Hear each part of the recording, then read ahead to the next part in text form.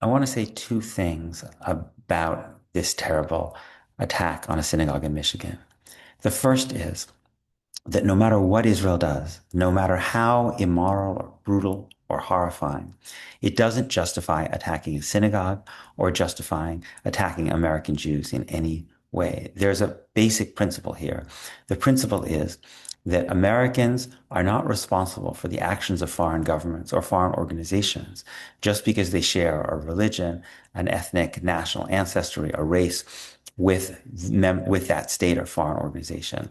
So by that principle, it is just as wrong to target a synagogue because you're upset at what Israel did, as it was when people attacked Chinese Americans because they were angry at the Chinese government during COVID, or when people attack Muslim Americans because they're angry at Al Qaeda or ISIS or Hamas or Iran, or as when the United States government itself held Japanese Americans responsible and put them in internment camps because of what the Empire of Japan had done in Pearl Harbor. These things are all fundamentally wrong. And, not but, and synagogues in the United States should take down the signs that many have on their lawn that say, "We stand with Israel." They should take them down because those signs make the congregants less safe and because they're immoral. Because they create a climate of, they make the congregants less safe because they encourage exactly the same conflation between Israel and American Jews that we must resist, and because in this moment doing so is immoral. Now, if it were morally correct for synagogues to stay in this moment, "We stand with Israel," then I think you could make an argument that even though those signs may make the congregants less safe, that it would be legitimate to do so. You could say that it's even courageous for Jews in a synagogue to come together and say, "We're going to take a moral action that's going to create some risk to our safety because it's the right thing to do." But how could one possibly argue that this is the right thing to do in this moment? That it is morally right to put yourself at risk by conflating yourself with the Israeli government when the Israeli government is doing the things that it is doing now. Let's do a thought experiment.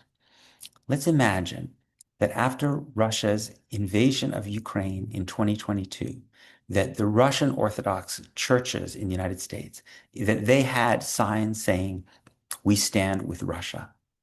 By putting those signs out there, they would be putting to some degree the people inside those churches at risk because there would be people who were furious about what Russia had done in Ukraine that might take out their anger against people in those churches.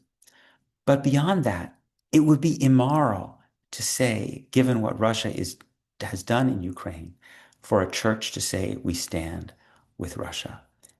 And what Israel has done over the past few years to Palestinians, and now also in Lebanon and Iran, is worse than what Russia has done in Ukraine. It's worse. Let's just look, for starters, at the numbers. The best numbers we have suggest that since the war that began in 2022 with Russia's expanded invasion, because they first invaded in 2014, that perhaps 100 to 150,000 Ukrainians have been killed, which is horrifying. In Gaza, the best numbers we have is that perhaps 100,000 have been killed by Israel directly and indirectly. So that's a slightly smaller number. But remember, Ukraine has 40 million people. There are only about 2.2 million people in Gaza. It's a much, much smaller area. And yet almost as many people have been killed. The percentage of people in Gaza who have been killed is 4 to 5% of the population. In Ukraine, it's perhaps a quarter of a percent.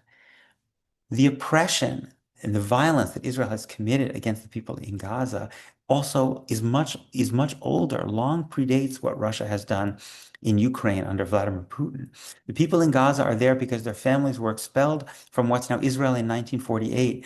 Gaza has been under Israeli occupation since 1967, and that occupation never ended, contrary to what you often hear in American Jewish spaces, because even when Israel withdrew its soldiers and settlers in 2005, it maintained virtually all control over people and goods coming in and out of Gaza by air, land, and sea. Yes, with some assistance at the Rafah crossing with Egypt, but even there, Israel had a lot of control of what goes in and out.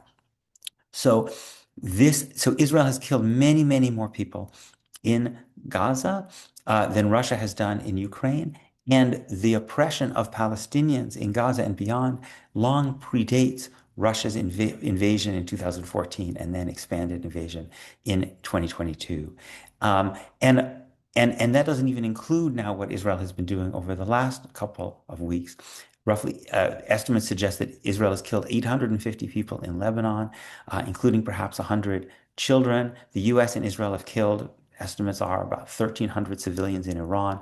These attacks on the oil facilities have created this toxic black rain that will have health and environmental consequences for years, maybe even decades. Now, I am very, very familiar that the Israeli government and supporters have all kinds of justifications for all of these actions. And frankly, Vladimir Putin has his own justifications. And I think they're all fundamentally wrong.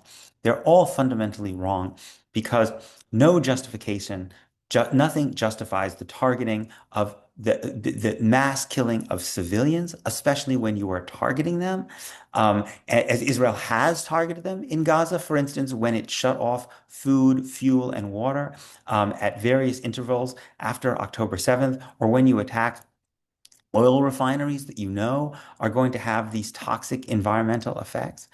Um, so if it's wrong to put out a sign, for a church to put out a sign that says we stand with Russia, surely it's also wrong for a synagogue to say in this moment, we stand with Israel. And it's surely wrong to put yourself, your congregants at risk for something that is also immoral.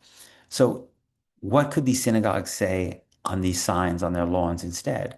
They could say, we stand with Israelis and Palestinians. Or they could do something more radical than that. They could say, this is a house of Torah. This is a house of Torah. The reason I say this would be a more radical act is it would be a response, it would be a recentering of Torah in American Judaism. What has happened in so many of these synagogues, as exemplified by the "We Stand with Israel" sign outside, is that Israel has eclipsed Torah as the object of veneration, the object of worship inside these religious holy spaces. I say worship and veneration because when the synagogues put the sign out that says we stand with Israel, it's not like they then reconsider that sign every year or a couple of years based on what Israel's doing. Oh, we stand with Israel, we don't stand with Israel because we think Israel is acting in some moral or immoral way.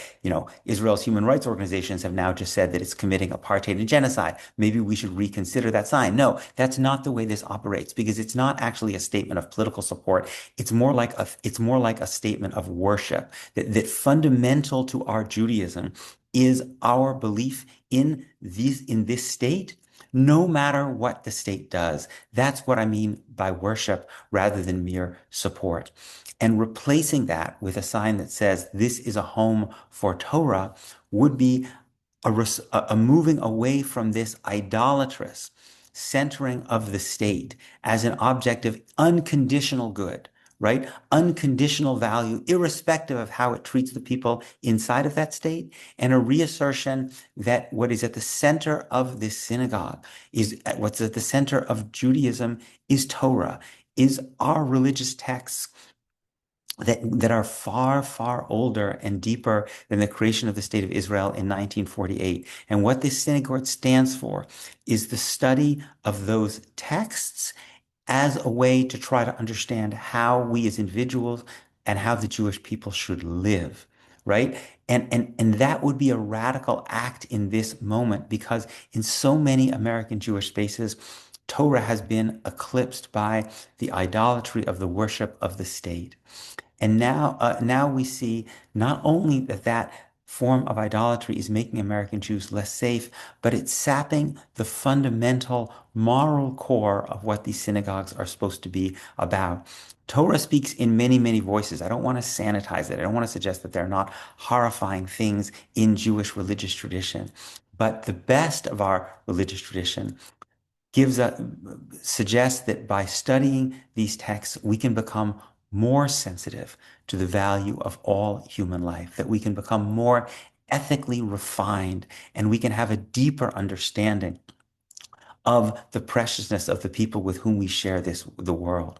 When you put out a sign that says, and keep it there, we stand with Israel, even after something that has been called a genocide by Israel's own leading human rights organization, B'Tselem, and the International Association of Genocide Scholars, it seems to me you are contributing to a diminution, a denigration of our moral, ethical refinement.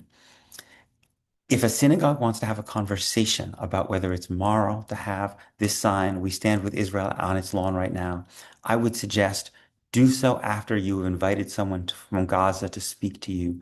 Do so after you've invited someone whose family is now in Lebanon or in Iran under these bombs falling on them. Listen to what they've gone through and then ask yourself, is this the best message that we can advertise to the world? We stand with Israel in this moment, or might a statement like, this is a home for Torah, be a better way of understanding what it means to be a Jew in this moment?